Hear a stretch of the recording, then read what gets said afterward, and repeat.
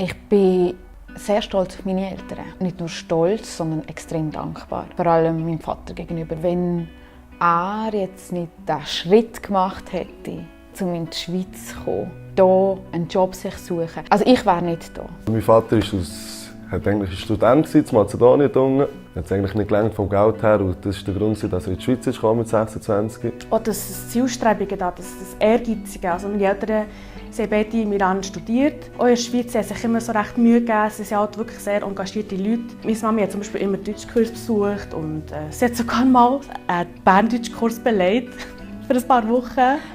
Meine Mami kann sogar besser als ich Deutsch reden. Genau, ich rede normalerweise Französisch. Sie sagt immer so kleine Wörter wie «Aua». Sogar in Algerien sagt sie das. Und meine Tante in Algerien, die sagen auch «Aua». Davon langsam aber sicher kommt im Wörterbuch von Algerien «Aua». Was mich jedes Mal erstaunt, ist, was sie für einen krassen Wortschatz einfach hat. Das ist echt so lustig. Genau, wir haben davon geredet, wie Tattoos und so. Dann dachte sie so «Nein, Mirietta, bitte nicht. Das ist eine Jugendsünde. Das wirst du sicher nicht mehr wollen, wenn du irgendwie älter bist und so.» Und da bin ich verreckt vor Lachen. Ich so, ja, das ist recht, Mami. Ist gut. Ich bin sehr stolz auf meine beiden Eltern eigentlich, wie sie sich entwickelt haben, seit ich sie kenne oder seit ich mich erinnere. Ich bin meinem Vater extrem dankbar, weil ich all die Möglichkeiten, die ich heute habe, hätte ich nicht gehabt. Ich wäre dann in Pristina aufgewachsen, hätte vielleicht sogar den Krieg noch mitgemacht. Wer weiß, was sonst noch passiert wäre zu dieser Zeit.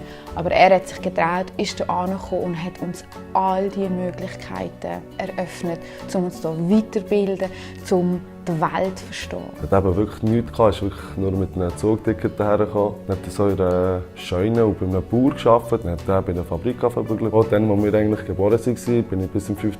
Lebensjahr immer bei der Tante, wo meine Eltern immer gearbeitet haben. Bis dann, als ich in den Kindergarten bin ich am Morgen immer selber auf und musste es morgen selber machen. Der Vater hat immer vor der Arbeit angerufen, dass ich weiss, ich muss dann aufstehen. Dann hat er mir schnell ein Brot gestrichen, dann bin ich ein Kind. Mein Vater hat wirklich, da habe ich wirklich etwas von ihm gelernt, wirklich so Arbeitsmoral und so, das hat er immer extrem gehabt. Er hat sich nie gescheut, irgendwie zu arbeiten und sich anzustrengen und wirklich alles zu geben. Von dem her bin ich da wirklich sehr stolz auf ihn. Es war nie irgendwie so, dass er gesagt hat, er sei sich zu schade für etwas. Sie war, glaube ich, etwa 25, als sie in die Schweiz kam. Sie hat studiert in Brasilien und sie hat sich auch hier verwirklichen. Und halt, wie es ist, wenn du die Sprache nicht kannst du auch nicht irgendwo anfangen. Sie hat zuerst in einem Kiosk gearbeitet, dann hat sie geputzt, ist an die Uni Freiburg gegangen, hat Deutsch gelernt. Meine Mami war eben recht jung, als ich auf die Welt gekommen bin. Und sie und mein Vater waren dann auch nicht ganz so lange zusammen. Dann hat sie mit Anfang Mitte 20 noch ihre Lehre fertig gemacht. Sie hat Weiterbildungen gemacht. Sie hat sich aufgeschafft und sie hat durch das alles durch ist sie alleinerziehend gewesen. Sie hat 2 Kinder gehabt.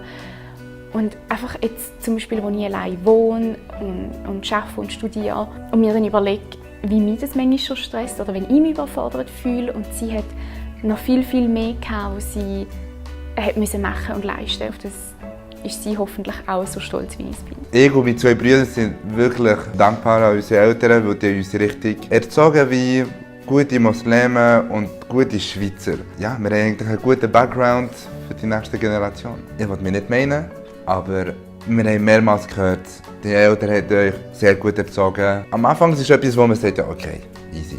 Aber nach 27 Jahren, du merkst, dass Papi und Mami haben etwas gemacht haben. Und dann bist du richtig stolz. Wenn es zu meiner Mami kommt, sie hat mir so die guten Grundsachen mitgegeben. Es klingt sehr oberflächlich, aber in der heutigen Zeit ist es eigentlich nicht einmal mehr so selbstverständlich.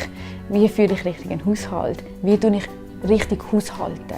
Haushalten in dem Sinne nicht, ich putze meine Wohnung, ich koche, sondern wie gehe ich mit meinem Geld richtig um, wie gehe ich mit meinem Haushalt richtig um, wie schaue ich zu mir, wie bin ich selbstständig. Das hat mir jetzt nicht die Umwelt mitgegeben oder das Land, in dem ich aufgewachsen bin, sondern das hat meine Mutter mitgegeben. Sie hat mir gezeigt, so kannst du selber auf dich schauen, so kannst du für dich kochen, so kannst du für dich aufräumen, so kannst du dich selber verteidigen. Der Vater ist eigentlich seit über 20 Jahren Taxichauffeur, langsam hört er auf. Und wir haben mit ihm eigentlich das Taxi-Business erlebt. Ich meine, ich kann mich noch erinnern, wenn ich 4, 5 Jahre alt war. Ich bin neben ihm gehockt und die Kunden waren hinterig. in der ganzen Stadt gemacht. Und nach 20 Jahren sind die Kunden immer noch da und die fragen immer, wie geht der Papi, was macht er jetzt? Wo wir in der Skiferien waren in Schulz, Graubünden, dort bin ich wahrscheinlich so im Kindergarten ungefähr. Und wir hatten so einen kleinen roten Toyota gehabt, und dann sind wir auf so einer Bergstrasse, so ein bisschen kurvig drauf gefahren. Und es hat auch viel Schnee gehabt. Und dann ist ein Bus uns entgegengekommen, oder ein Lastwagen. Und dann ist meine Mami dem ausgewichen und dann am Strassenrand im Schnee stecken geblieben. Und dann mussten wir warten, bis ein anderes Auto kam und uns geholfen hat und bis wir dort rausgekommen sind. Und ich kann mich einfach noch erinnern, dass ich so war, so, ja, meine Mami packt es. Und das kommt gut. Und ich glaube, sie ist auch recht, also so wie ich mich erinnere, ist sie recht ruhig und recht cool geblieben und hat es gehandelt. Wohingegen, wenn das mir passiert wäre, wäre ich wahrscheinlich einfach heulen, neben das Auto gehockt und nicht gewartet, bis es Nacht wird oder so. Als ich noch klein war, als ich glaube noch nicht 10 war, sind wir mal in Sunrise Laden. Da war so eine junge Verkäuferin dort und die Verkäuferin hat nachher eigentlich immer mehr geantwortet. Und das hat meine Mutter rasend gemacht. Und dann hat sie so gesagt, Entschuldigung, aber ich bin die zahlt. Ich bin die Fragen gestellt hat. Also könnt ihr bitte zu mir reden, weil ich bin Kundin und nicht mein Sohn. Und ich weiss noch, dann war mir das peinlich, weil sie eine richtige Szene gemacht hat.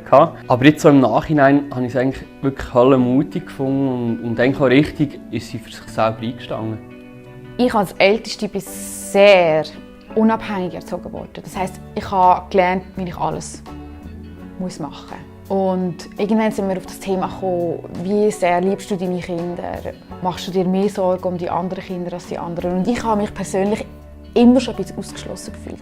Ich habe immer so ein bisschen das Gefühl gehabt, es ist ihnen egal, was mit mir passiert, es ist egal, wie ich mich fühle, oder sie lieben mich vielleicht weniger und. Und ich habe einmal dann das meinem Vater dann gesagt. Und ich habe dann gesagt, weisst, du kümmerst dich viel mehr um meine Schwester und nicht um mich. Dann hat er gesagt, weisst Felissa, ich weiss, wie unabhängig und wie stark du bist, deswegen mache ich mir um dich gar keine Sorgen. Oh Gott, soll ich jetzt nicht zu emotional werden? Das hat er zu mir gesagt. Und das war dann einfach so, also hat er ganz viel Glauben in mich und weiss, dass ich das alles kann.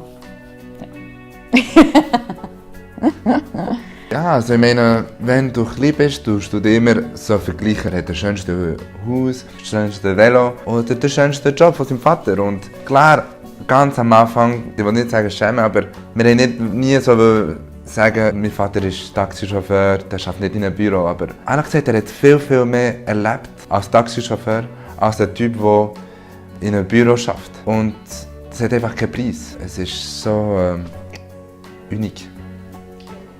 Einmalig. Einfach, dass sie wirklich stark sind und wirklich immer hinter mir stehen. Wirklich, auch wenn meine Mutter etwas gar nicht gut heisst, dann sagt sie gleich, ja, du bist mein Sohn. Und so das Denken, das sage ich mir Hut ab. Sie sind wirklich die Eltern und meine besten Kollegen gleichzeitig. Das sagt man halt nicht so viel, wegen dem schätze ich so extrem. Einmal hat ein Kunde mitgebracht und der Typ hatte einfach eine Waffe gehabt. Er hat einfach die Waffe gezeigt. Der Vater hat einfach gesagt, bitte, ich habe noch 3 Kinder. Ich will noch leben, ich will noch meine Kinder sehen. Und das ist etwas, was mir wirklich, das bleibt noch da. Meine Eltern gehören wirklich auch zu meinem engsten Freundeskreis, sage ich jetzt mal. Sie sind halt einfach auch meine Bezugspersonen. Also wenn ich wirklich Probleme habe, wenn ich halt wirklich nicht mit anderen Kollegen darüber reden kann, kann ich halt wirklich zu meinen Eltern gehen und auch mit meinem Vater. Er ist wirklich sehr, sehr sachlich. Er sagt, was du vielleicht richtig machen kannst, was du falsch machst. Ich sage es ihnen halt vielleicht nicht oft, aber ich bin wirklich sehr, sehr stolz. Also Hormos Roscheneck hat alles richtig gemacht.